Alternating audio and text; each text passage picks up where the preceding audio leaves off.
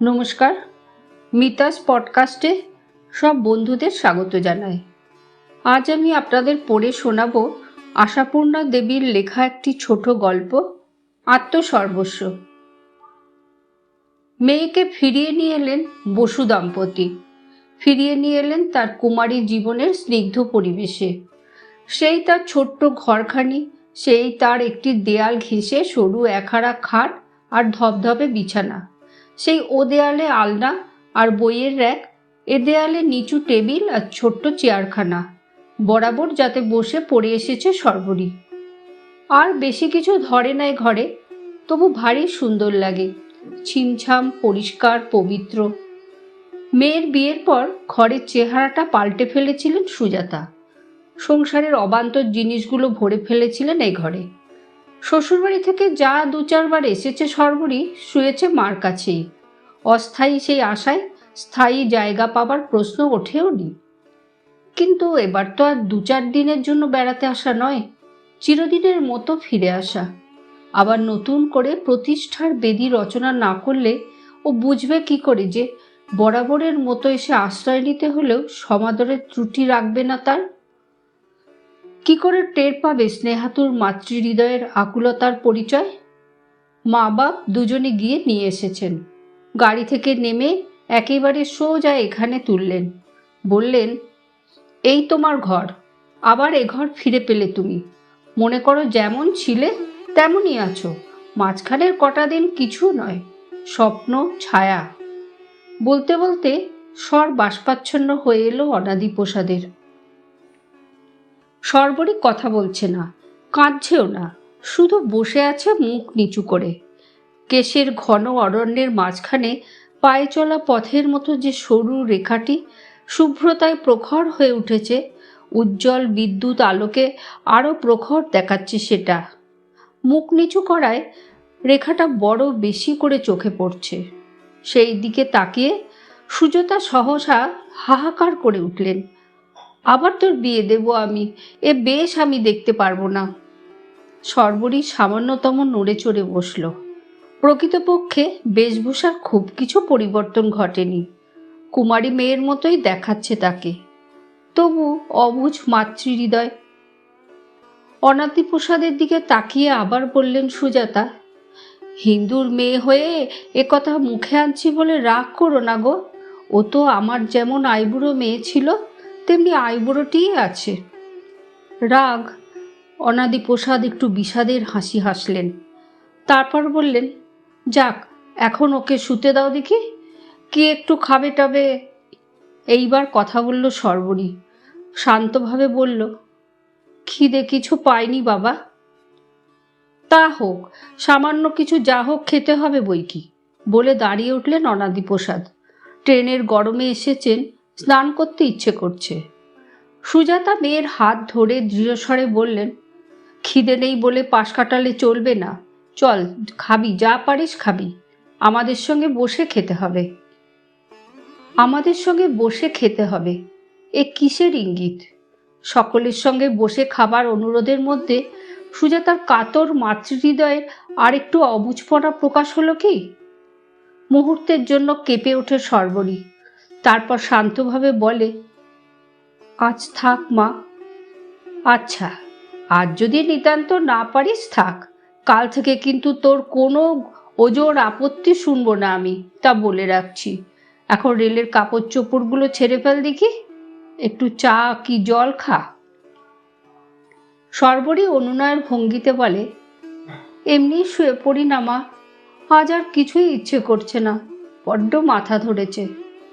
একটু চাও খাবি না? এত রাতে? রাত আর কি, 9টাই তো বেজেছে মোটে। আমিও তো ভাবছি আগেই একটু চা। দেখি উনি কি করেন। সতীশটাই দুদিনে যে কি করে রেখেছে সেই জানে। ঈষৎ চঞ্চল হয়ে ওঠে পড়েন সুজাতা। কাল ভোর থেকে সংসারে অনুপস্থিত রয়েছেন, ইতিমধ্যে কি কি অঘটন ঘটেছে কে জানে। সর্বরী বিছানায় শুয়ে পড়ে বলে, আচ্ছা একটু চা দিও। আলোটা নিভিয়ে দেবে মা? সুজাতা দাঁড়িয়ে পড়ে বলেন, আলো নিভলে ঘুমিয়ে পড়বি না তো? চা আনছি। তুমি আনবে? তুমি আবার আনবে কেন? সতীশ নেই? আছে, তা হোক, আজ আমি হাতে করে। শেষ কথাটা কান্নায় বুঝে যায়। আলো নিভিয়ে ধীরে ধীরে চলে যান সুজাতা। অন্ধকার ঘরে একা চুপচাপ পড়ে থাকে শর্বরী। ঘুম না, ঘুমিয়ে পড়ার মতো চোখ এখন নেই। শুকনো, খটখটে, পরিষ্কার, একটু যেন বেশি শুকনো। সদ্য বিধবার পক্ষে এত শুকনো চোখ, এত স্থির ভাব একটু আশ্চর্য বই কি। কাঁদুক না কাঁদুক, মাঝে মাঝে দীর্ঘ নিঃশ্বাসটাও তো ফেলবে। একা শুয়েও নিঃশ্বাস ফেলল না শর্বরী, শুধু একটু যেন অবাক হয়ে ভাবতে লাগলো, মা বাপ তার জন্য এত আকুল হয়ে উঠেছেন, এত ব্যস্ত হচ্ছেন তার একটু স্বস্তির জন্য, কিন্তু সে স্নেহ স্পর্শ শর্বরীর মন পর্যন্ত পৌঁছচ্ছে না কেন? ও যেন সার্সি বন্ধ ঘরের মধ্যে থেকে ওগুলো শুধু দেখতে পাচ্ছে। তবে কি খুব শোক হয়েছে শর্বরীর, তাই এমন হচ্ছে? শোক? খুব তলিয়ে ভাবতে চেষ্টা করে শর্বরী। শোক কাকে বলে? প্রিয়জনকে হারিয়ে যে হাহাকার ওঠে অন্তরের অন্তঃস্থলে, তার নামই না শোক। কিন্তু কই সে হাহাকার, কোথায় শর্বরীর? শুধু খানিকটা অস্বস্তি, শুধু সাদা দেওয়ালের মতো খানিকটা ফাঁকা ফাঁকা শূন্যতা। প্রিয়জন কে সে? কদিন আগে যার মৃত্যু সংবাদ এসেছিল, শর্বরীর সঙ্গে তার হৃদয়ের যোগ ঘটল কবে? বরং যে কদিন সেই লোকটাকে উপলক্ষ করে শর্বরীকে নিয়ে শোকের সমারোহ চলছিল, রীতিমতো বিরক্তি বোধ করছিল শর্বরী। বাপ মা গিয়ে পড়ে সে বিরক্তি থেকে উদ্ধার করেছেন। হ্যাঁ, এর জন্য মা বাপের উপর কৃতজ্ঞ সে। শর্বরীর ভাগ্যে ঘটেছিল এক পৌরাণিক যুগের কাহিনী। মুক্তিকামী পুত্র পালিয়ে গিয়েছিল সংসার ছেড়ে। মা বাপ গিয়ে কেঁদে কেটে মঠ থেকে ফিরিয়ে আনলেন ছেলেকে এবং একটি বন্ধন রজ্জু সংগ্রহ করে বাঁধতে চাইলেন তাকে। কিন্তু সে চেষ্টা হলো সমুদ্রে বালির বাঁধ। ফুলশয্যায় হাতের সুতো খোলার মতোই বৈরাগী কুমার অনায়াসে ছিঁড়ে ফেলে দিয়ে গেল সেই বন্ধন রজ্জু ফুলশয্যার রাতে। ব্যাপারটা অতীব শোচনীয়, সন্দেহ নেই, কিন্তু একেবারে পচা পুরনো প্লট। তবু বিয়ের পর এই 1.5 বছর শ্বশুরবাড়িতেই ছিল শর্বরী। ছেলেকে ফিরিয়ে আনবার জন্যে চেষ্টার কসুর করেননি তারা। কিন্তু শর্বরীর ভাগ্যে নেই। পালিয়ে যাওয়া লোকটা এমন জায়গায় পালালো যে ধরে আনবার আশাটুকুও আর রইল না। মঠের কর্মাধ্যক্ষের হাতে লেখা 2 লাইনের একখানি পোস্টকার্ড। সেই 2 লাইনের মধ্যে লেখা হয়ে গেছে শর্বরীর ভবিষ্যৎ জীবনের ভাগ্যলিপি। অন্ধকারে বাইরের দৃষ্টি ব্যাহত হয় বলেই কি ভিতরের দৃষ্টি স্বচ্ছ হয়ে ওঠে?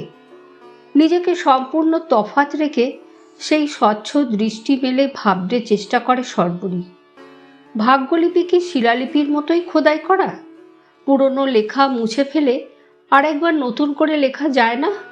যে লেখা লেখবার জন্য সুজাতা কলম ধরতে চাইছেন। ভাবতে ভাবতে হঠাৎ নিজেকে সচেতন করে তোলে শর্বরী।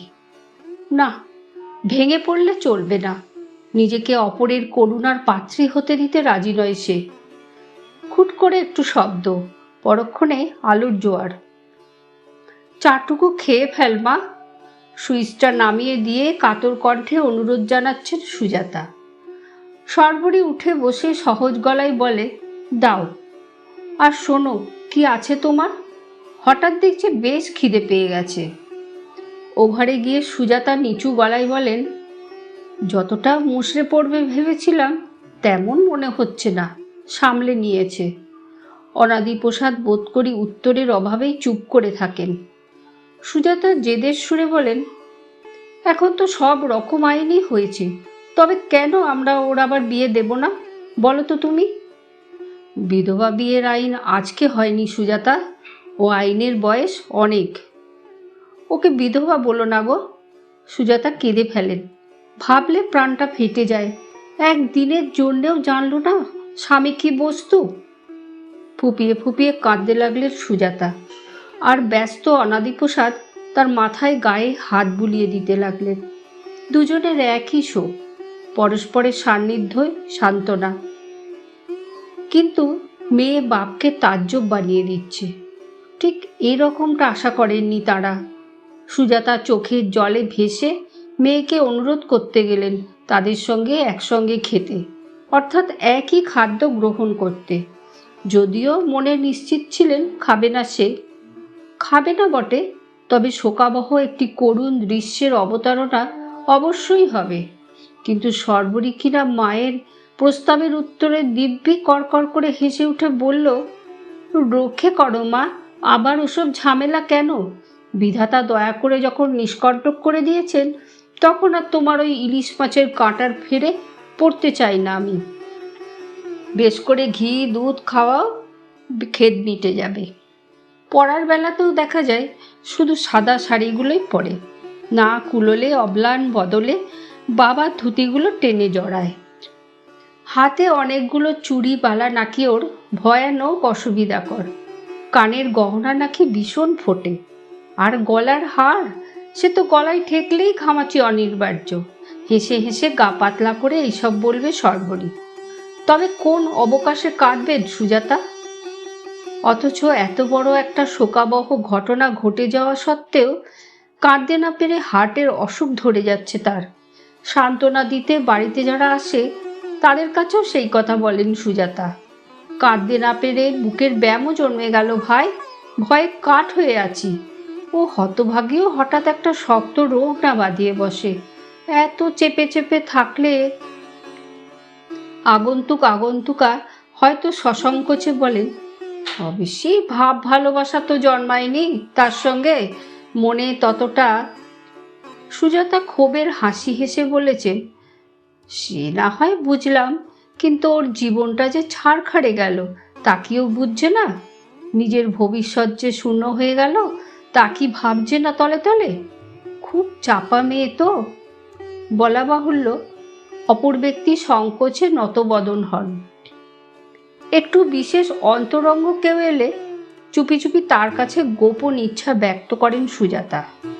বলেন, ওর এই যোগিনী মূর্তি আমি আর দেখতে পাচ্ছি না ভাই। আবার যদি আমি ওকে সংসারী করতে চাই, তোমরা কি আমায় সমাজে ঠেলবে?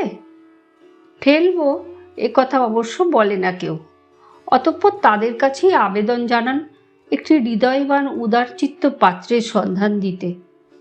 হিতৈষী আত্মীয়রা কাগজে বিজ্ঞাপন দেবার অথবা পাত্রপাত্রীর কলম খুলে দেখবার পরামর্শ দেন।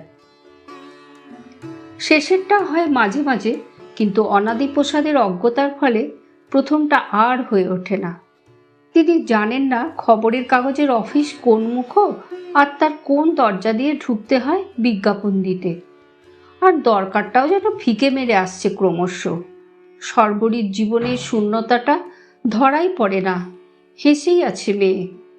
এদিকে আবার মেয়ের দুর্ভাগ্যের চিন্তায় কেঁদে কেঁদে আর কাঁদতে না পেরে সুজাতার হার্টে যে দুর্বলতার সৃষ্টি হয়েছিল তার প্রকোপ বেড়েই চলে।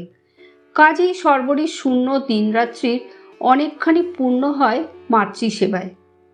দিন কাটতে থাকে, আছে মায়ের সেবা, আছে সংসারের কাজ, চাকর পালায় ঝি ছাড়ে, সেই অদৃশ্য শূন্যস্থানগুলো এক অমোঘ অলিখিত আইনের বলে ক্রমশ পূর্ণ হয়ে যায় সর্বরীকে দিয়ে।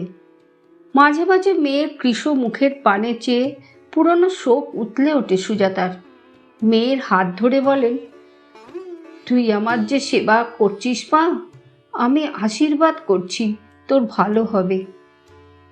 পাত্রের খোঁজ আর করেন না, বরং কেউ সে ইশারা দিলে নিঃশ্বাস ফেলে বলেন, আমার কপাল আর ওর কপাল। যখন ব্যস্ত হলাম তখন জুটল না, এখন আর সে খোঁজে লাভ। এখন ওকে নইলে আমার যে এক দণ্ড চলে না। তা সত্যিই চলে না। মা বাপ চক্ষে হারা হন। তাদের অবিরত জপমন্ত্র, সবু সবু সবু। সবু কোথায় গেল, সবু কি করছে?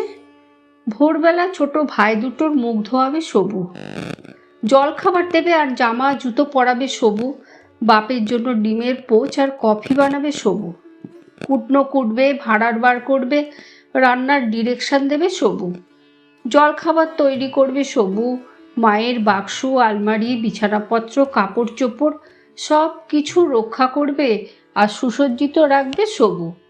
এছাড়া উদয়াস্ত মায়ের হাতে হাতে মুখে মুখে সবু। স্ত্রীর স্বাস্থ্যহীনতায় অনাদিপ্রসাদের মেজাজ খিটখিটে হয়ে গেছে। ত্রুটি দেখলে রাগ চাকাতে পারেন না, তাই প্রায়শ তার বহিঃপ্রকাশ ঘটে। যখন তখনই সরবে চিৎকার করেন, এটুকুও হয়ে ওঠেনি? সারাদিন কি রাজকার্য হচ্ছে বাড়িতে?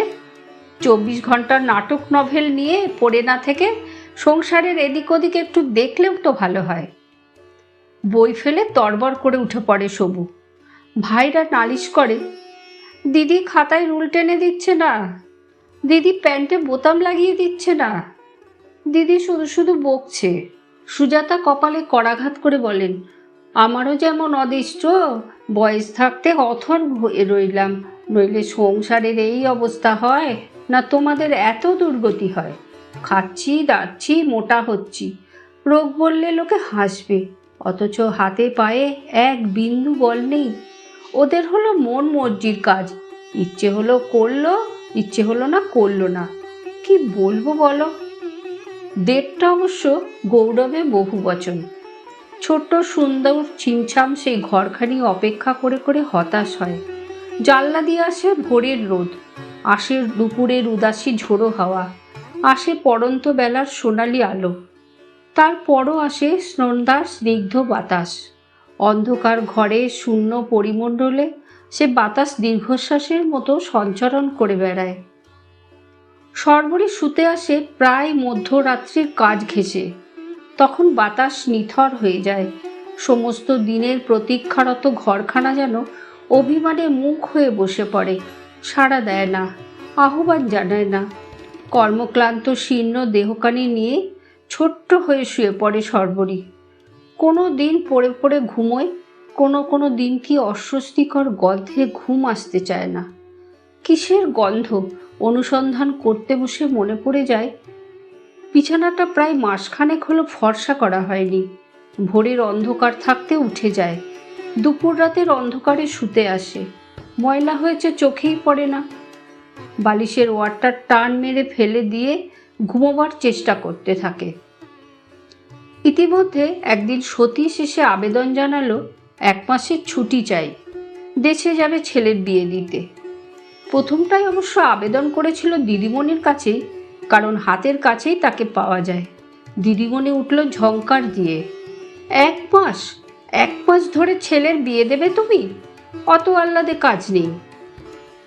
1 মাস ধরে কি আর বিয়ে দেব দিদিমণি? মেয়ে খুঁজতে হবে তো। ও বাবা! সর্বরীর চোখ কপালে তুলে বলে, এখনো পাত্রী খোঁজা হয়নি? তবেই হয়েছে, রেখে দাও ওসব কথা। তোমার ছেলে নিজে বউ খুঁজে জোগাড় করে রাখো, তুমি গিয়ে বিয়ে দিয়ে দিও। সতীশ গম্ভীরভাবে বলল, আমাদের ওখানে ওসব শহুরে চাল চলে না দিদিমণি, মাসখানেক ছুটি আমাকে দিতেই হবে। হবে তো রাঁধবে কে? আমি এই এত কাজের মধ্যে সময় পাবো কখন? কষ্টমষ্ট করে চালিয়ে নেবেন। হবে না আমার দ্বারা, যাবে তো একেবারেই যাও, মনের সুখে দেশে বসে বৌমার হাতের রান্না খাওগে, আর আসতে হবে না, অন্য লোক রাখা হবে। অতঃপর সতীশ গিয়ে প্রকৃত মণিবাণীর কাছে কেঁদে পড়ল। দিদিমণি তাকে জবাব দিয়েছে। সুজাতা তখন নিজের ঘরে পা ছড়িয়ে বসে পান সাজছিলেন আর স্বামীর কাছে খেদ করছিলেন। ঘরে অত বড় মেয়ে থাকতে দুটো সাজা পান পাওয়ারও পিত্তেস্থান নেই। সেই মুখে এই বার্তা। দিদিমণি, অনাদিপ্রসাদ গম্ভীরভাবে বলে, দিদিমণি জবাব দেবার মালিক নয় সতীশ। সতীশ গামছার কোণে চোখ মুছল, কথা কইল না। সুজাতা বললেন, কেন, কি অপরাধ হলো হঠাৎ? সতীশ কিছু রেখে রেখে ইতিহাসটা ব্যক্ত করল এবং শেষ মন্তব্য করল, আপনাদের বড়লোকের বাড়ি, তাই আমাদের দেশে ঘরে অমন ভারী বয়সের বেদবা মেয়ে সংসারের জুতো সেলাই থেকে চণ্ডীপাঠ সমস্ত করে বাবু। এ বয়সে বসে খেলে কি আর রক্ষে আছে? কথাটা শেষ হতে না হতেই সর্বরী ঢুকল ঘরে, মায়ের দুধের বাটি হাতে। সতীশের কথা শেষ হতেই তীক্ষ্ণ গম্ভীর স্বরে বলল, তোমার জামা কাপড় কি আছে, নিয়ে বেরিয়ে যাও সতীশ, বেরিয়ে যাও বলছি, 1 মিনিট দেরি নয়, ওঠো। থতমত সতীশকে অনাদিপ্রসাদ বলেন, যাও বললেই কি আর যাওয়া হয়? হয় বই কি বাবা। সতীশ, আর 1 মিনিট নয়, সর্বরী বলে। সুজাতা ভারী মুখে বলেন, তেজ দেখালেই তো হয় না, তোমার তো ওই গতর, লোক এখন জোগাড় করে কে? সর্বরী আশ্চর্য রকম শান্তভাবে বলে, জোগাড় করতে হবে আর না মা, ও কাজটা আমিই চালিয়ে নেব ভাবছি। সত্যি বসে খেয়ে খেয়ে এক্সারসাইজের অভাবে স্বাস্থ্যটা খারাপ হয়ে যাচ্ছে। সতীশ, তুমি ওঠো, তুমি না গেলে আমাকেই যেতে হবে কোথাও। সতীশ উঠল, সর্বরীও বিদায় হলো ঘর থেকে। সুজাতা স্বামীর মুখের দিকে হতাশ দৃষ্টি নিক্ষেপ করে বললেন, দেখলে মেয়ের মেজাজ? দেখলাম বই কি, আমার যেমন অদিষ্ট তাই মুখ বুজে এই মেজাজ সহ্য করছি। ও যা তেজি মেয়ে, সতীশকে আর ঢুকতে দেবে বলে মনে হয় না। না দেয় আর কি করা যাবে, সতীশ তো বলেছে মিথ্যে নয়, গেরস্ত ঘরে কে কজন বিধবা মেয়েকে বসিয়ে খাওয়াতে পারে? নিষ্কর্মা হয়ে শুধু নাটক নভেল পড়ে লাভই বাকি। আমিও তো খরচপত্রে ডুবতে বসেছি। অতঃপর ডোবার হাত থেকে কিছুটা পরিত্রাণ পান অনাদিপ্রসাদ, আর সর্বরীরও ব্যায়ামের ফলে স্বাস্থ্য ভালো হতে থাকে। সাধে কি আর বলে, ভগবান যা করেন ভালোর জন্যে। দেহযন্ত্রের একটায় কোনো কসুর দেখা দিলে অপর কোনো যন্ত্র নাকি বেশি কার্যকরী হয়, কথাটা বোধ করি সত্য। সুজাতার হাতে পায়ের বল গেছে, কিন্তু অনুমান শক্তিটা ক্রমশই জোরালো হচ্ছে। দোতলার ঘরে শুয়ে বসে থেকেও তিনি আবিষ্কার করতে সক্ষম হচ্ছেন বিকেলের দিকে প্রায় নিচের তলায় রান্নাঘরে আর ভাঁড়ার ঘরে নিতান্ত নির্বান্ধব অবস্থায় কাটছে না সর্বরীর। কেবলই যেন হাসি, গল্প, কথার আওয়াজ পাওয়া যাচ্ছে। ছেলে দুটোও কি তেমনি পাজি, ঠিক একসঙ্গে দুজনের বেড়াতে যাওয়া চাই। অনাদিপ্রসাদেরও ফিরতে প্রায় রাত্রির হয়। সুজাতাকে যে ডাক্তার ওপর নিচ করতে বারণ করেছেন, সে কথা কি ভুলেই গেছেন অনাদিপ্রসাদ?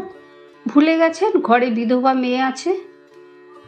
নিচে কে এসেছিল জিজ্ঞাসা করতে সাহস হয় না, তবু একদিন না বলে আর পারেন না সুজাতা।